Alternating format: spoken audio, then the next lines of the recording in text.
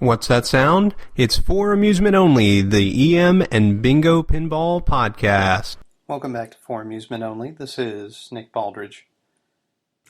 Tonight I wanted to talk about mods and bingos. Now, in general, I'm not in favor of changing the manufacturer's design on any game, with very few exceptions. But with bingos, there are some mods which bear speaking about. One of which is the ability to add chimes to the game. By default, bingos, of course, are purely mechanical noises. The noises that they make are, in fact, quite musical. So if you hear a Magic Screen game searching for winners in the sections, that's what you hear at the beginning of every podcast here, you'll know that that noise brings a certain emotion with it. Expectation, excitement, all that good stuff. And because on a screen game, the search is player controlled, you know that it's coming, you know it's going to make this noise, it's pretty great. But in certain circumstances, it's nice to have a little audio indication that something good is happening. On earlier bingos, there would be a knocker. The knocker would go off both with added replays and with features as they came up on the machine. In early bingos, it wasn't called a knocker, it was called a sounder, and it was attached to the side of the head, and therefore it would reverberate through and be at ear level for the players. Cool idea, and I really enjoy it in a game like Key West. However, chimes are something which never came in the bingos from the factory. But a person on eBay has been selling chime kits, which appear to be factory kits, for some time. Now, another thing worth noting with this particular mod is that you can do it with any kind of chime box that you want. As long as the coils are 50-volt coils, it does not matter. You could throw in a Bally chime box from one of their flipper games. All those coils are 50 volts, no big deal. But in this case, it's a single chime bar with a chime box and a variety of wires, cloth wires, which attach to various points in the system. Now you can attach to one or multiple points, and each one can sound the chime when it happens. You just have yet another coil that the thing fires when something happens. So the 50 volts passes through whatever switch enables the feature, and then you hear a ding. That's pretty neat.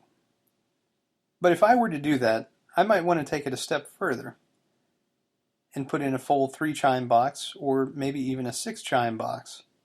And so you would tie various chimes to various features, and you would know, ding, ding, ding. It would depend on what you were awarded. This would also allow you dual tone and tritone awards if the machine stepped up multiple features at the same time. But I will likely never add that to any of my games. I prefer the mechanical sounds personally. So another mod which has come to my attention, I've talked previously about replacing the 55s with 47s behind the backglass, and this will cut way down on the heat at the cost of brightness. But I recently visited Robert up in Ohio, and he had a Sun Valley backglass that was incredibly faded. Almost all the red was completely leached out of the backglass. And so he decided to experiment with LEDs. And he put a few different kinds behind the odds on the backglass in order to bring them out.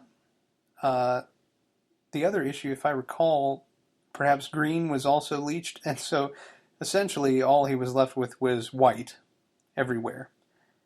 Well, Sun Valley has a triple deck scoring, so it's important to know where your odds are for red, yellow, and green because they move independently. So he tried a few different LEDs, and one of the LEDs he was using looked perfect. I mean, it almost completely replicated the incandescent look behind that particular odd number. So I'm not sure what it was, and you've all heard my typical stance against the LEDs and EMs, but in this particular case where the backglass artwork has been robbed of all of its color, I think it is a good way to bring that back without having to modify the backglass. Doing that kind of touch-up is very difficult and will likely result in something that is less than optimal. So, next on the line of modifications, there's the big one, adding features to a game that didn't previously have them. The best example I have of this is Chris Howard over in the UK has converted a Golden Gate game to have the Futurity feature from Bikini or Lido, and he retitled the game Golden Gates. Now, your red letter game can be banked and then played at a later time.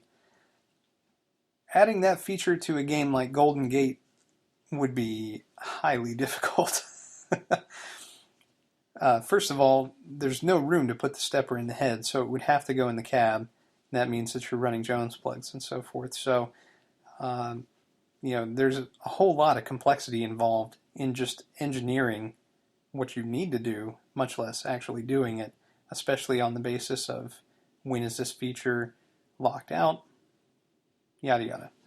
Of course, all that can be driven by the OK logic, but it's quite the feat. In the show notes, I'm going to link to an auction from eBay for the Chime bar. But note that because it's an eBay auction, I really don't have control over when that listing disappears and how. I'll also link to Chris Howard's Golden Gates project because it is amazing. I mean, this person has spent untold hours developing this feature, and I think it is super cool. I hope to one day perhaps see it in operation. If I ever get in touch with him, I'd love to have him upload a video, perhaps. Well, that's all for tonight. Thank you very much for joining me. My name again is Nick Baldridge. You can reach me at foramusementonlypodcast@gmail.com, or you can call me on the Bingos line. That's 724-BINGOS1, 724-246-4671. You can listen to us on iTunes, Stitcher, Pocket Casts via RSS, on Facebook, on Twitter at Bingo Podcast. You can follow me on Instagram, also at Bingo Podcast, or you can listen to us on our website, which is foramusementonly.libsyn.com. Thank you very much for listening, and I'll talk to you next time.